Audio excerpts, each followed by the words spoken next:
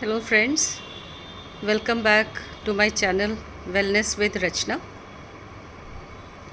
I am back with some more new words for you under the segment of Know Your English. Dear friends, as you must have understood that the words and phrases which are generally unusual and new for me also, I get all these words from the Hindu, the newspaper. And today, while reading the Hindu, I came across some very interesting words once again.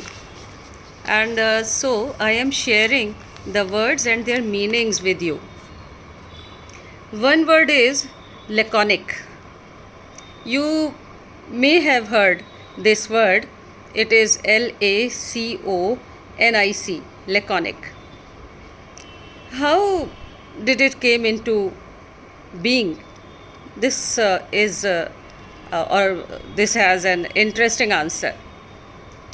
The word laconic is usually used to refer to a person who speaks very few words, and usually he is very blunt and brief to the point of being blunt. Here are a few examples for you. The scientists' laconic replies were driving the reporter to the wall. To the wall is again an unusual phrase. That means reporter was getting frustrated.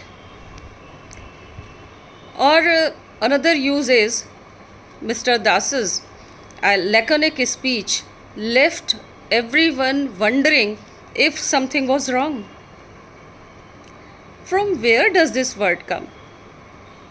The word comes from the name of a place in Greece, Laconia. The Spartans who lived there, who lived in this region, were known for their ability to ration their words. Whatever they said, it was to the point. One story goes that Philip of Macedon sent a message of warning to the Laconians. The message was, if I enter Laconia with my army, I shall raze Sparta to the ground. I will destroy it. Do you know, or you can guess, what was the Laconians' reply to it? The Laconians' terse reply to this threat was, if, which means if they enter, which means Laconians will not even let the Philip of Macedon enter. So one word, if, was enough to this grave threat. Don't you find it interesting and funny? Another word which is very unusual is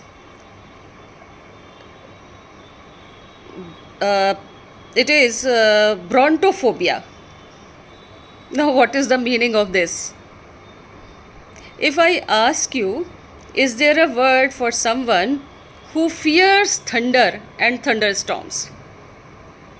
Then you should answer, yes, it is brontophobe. The Greek word for thunder is bronto. And we all know what phobia is. Phobia is the fear of something. When one fears of thunder, then it is brontophobia. Fear of thunders and thunderstorms is known as brontophobia, and the person who suffers from this phobia is known as brontophobe. I will give you some examples of this. Uh, Bala had to share a room with a brontophobe during a thunderstorm. I am getting this message on my mobile right now that in the next 3 hours there will be thunderstorm in my area. So if I am a brontophobe, I must take care of protecting myself. Another usage of the word is I am told that Sundaram suffers from brontophobia during a thunderstorm. Another usage can be I wouldn't take Seema out on a night like this. She is brontophobic. Here, the term is used as an adjective. Now, one more very common word is there, and sometimes we are not able to distinguish between the usage of these two words, when to use which word. This is thief and robber. Who is a thief and who is a robber? A thief is someone who steals from you, who takes things from you, and you do not even realize this. The person may come stealthily and take things from you, and you may not be even knowing it. Whereas a robber is someone who takes things from you at gunpoint or at the point of a knife, and you are very well aware of this fact that the person is taking things from you. So, thief is someone who comes quietly, takes things from you, and you do not even realize it. And robber is someone who takes things from you. You are well aware of it.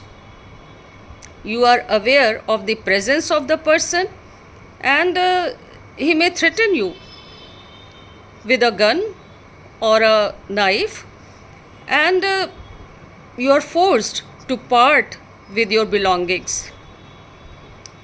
So, robbers take things forcibly, whereas thieves take things without your even knowledge of this, that the thing is being taken. So these two words we sometimes confuse with them as to who is a thief and who is a robber.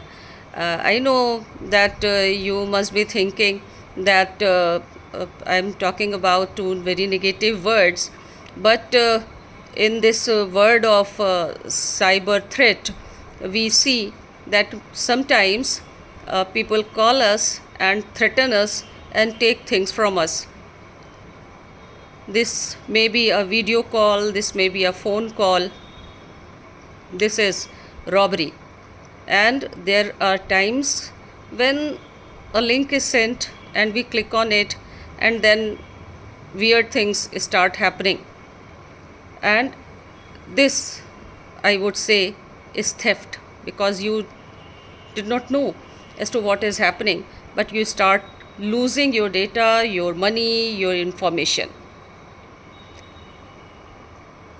There is one more phrase, or you can say expression, the meaning of which I would like to share with you. It is talk through one's hat. Now, what is this? How can I talk from my hat, or someone talk from one's hat? What is the meaning of this expression? I would say that many a times people do this thing. They talk from their hats. It means that people have a tendency to give lengthy speeches or talks on subjects that they nothing know about. They do not know anything about the subject, but they give lengthy speeches about it. So when you talk through your hat, what you are actually doing is you are talking about something as if you know everything about it, while in fact you do not know anything about it. You know nothing about it. When you talk through your hat, you talk, should I say nonsense? Sometimes it happens with people who have to give random speeches, or even people like our politicians, they may also do this. One example can be given. A student telling the other student, our not so beloved professor was as usual talking through his hat. I know this is not a very good example, and if this is the situation, then it is not correct, but it is only an example. Nothing more in it is implied. So one more example I can give.